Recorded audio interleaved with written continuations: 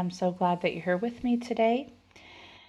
We are looking at a Norman castle inside of Motta St. Anastasia, which is the town that I am currently in Sicily.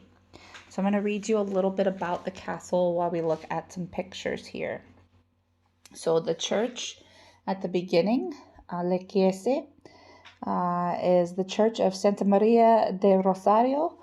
It was originally built in the 13th century and had a structure with a central nave according to the traditional Byzantine liturgy.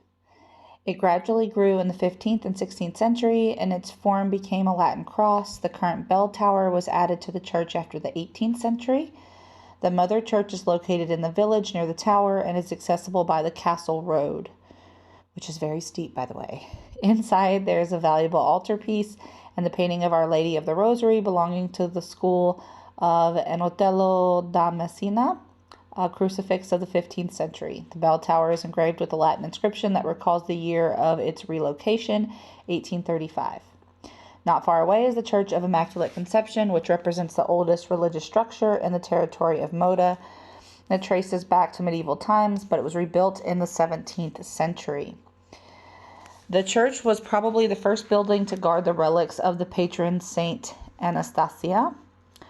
Above the main altar is a statue of the Immaculate Conception of inestimable artistic value.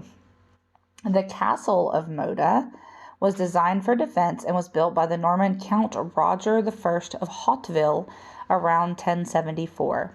In the past, it was equipped with two boundary walls, external and internal, and there is a model that's going to be coming up shortly of what it originally looked like.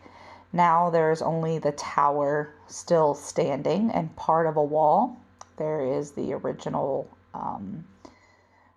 what it would look like originally, of which today there are only a few fragments. The grand building of the tower or keep, which is the most representative of the entire system of defense, was elevated to the higher platform of the cliff. Conserved in excellent condition today, it is the museum, which we see here, which houses historical documents. Many of the most significant traces of its ancient structure, doors, walkways, guard posts, have long gone following the demolition and interventions. The majestic tower, which is 21 meters high and topped by 21 battlements with power loopholes, has been cited by historians such as Lorenzo Valla and Thomas Fasello.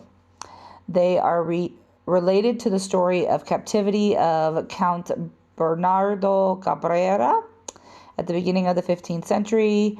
Martin I of Aragon, the young king of Sicily, suddenly died, leaving his young wife Bianca of Navarra as vicar of the kingdom. And Bianca was Spanish.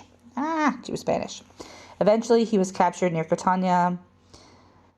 Following the repeated persecutions by the count towards Queen Blanche of Navarre,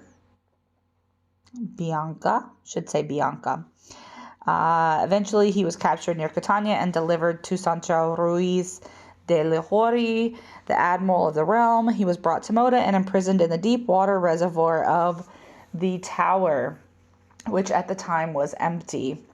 And there was a picture of that cistern earlier on in the video.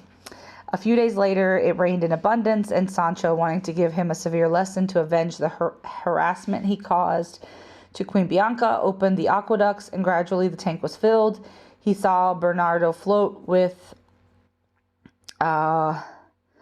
his bed in the water and threatened by sure death. He was screaming and calling for help, but no one seemed to hear him. Finally, one of the servants who was on site dived into the deep, dark pit and saved him. He then went immediately to Sancho to tell what was happening and receive instructions. Bernardo, eager to regain his freedom, tried to convince the caretaker and bribe him with a promise that if he helped him escape, he would reward him with 1,000 gold crowns before leaving. The guardian, a venal and mischievous man, asked to reflect on the proposal for a night, but immediately went to report everything to Sancho, who commissioned him to pretend to be willing to help Bernardo escape. only after receiving the reward offered to obtain his freedom. The following night, taking advantage of the dark and pretending to be in a hurry, the jailer made him descend from a window with a strong rope. Halfway down, Count Bernardo found himself caught in a net. He remained in the air until the breaking of a new day, suspended for an entire day, mocked and belittled by the villagers. So the tower, which we were in, is 3 stories. And, Nero, you want in on this? Hello. And there are several areas that they have set up to show recreations of a lot of the things that were there.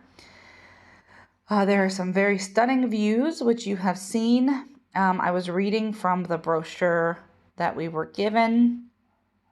There's a lot of other information that's on the brochure, but I'm not going to read all of that because there are a lot of different parts there. But there were some interesting things that we saw, weapons and battle armaments and things like that. There were also some dolls and jewelry and other things that we saw. There were some games that we saw, and one of them was called Four Seasons, which I thought was an interesting game. It's still played today in variation. There was a loom. There were some people sewing. So there was all different types of things, daily life that they were showing, as well as some of the, like swords and axes and things like that. So there was a variety there. All in all, we really enjoyed our tour of the castle, and I hope that you have enjoyed seeing everything. If you're new, welcome in. If you're returning, welcome back. No matter how long you've been here, I always appreciate your time. I did not get to say that in the beginning, but I always appreciate you being here. And as always, be the change you wish to see in the world.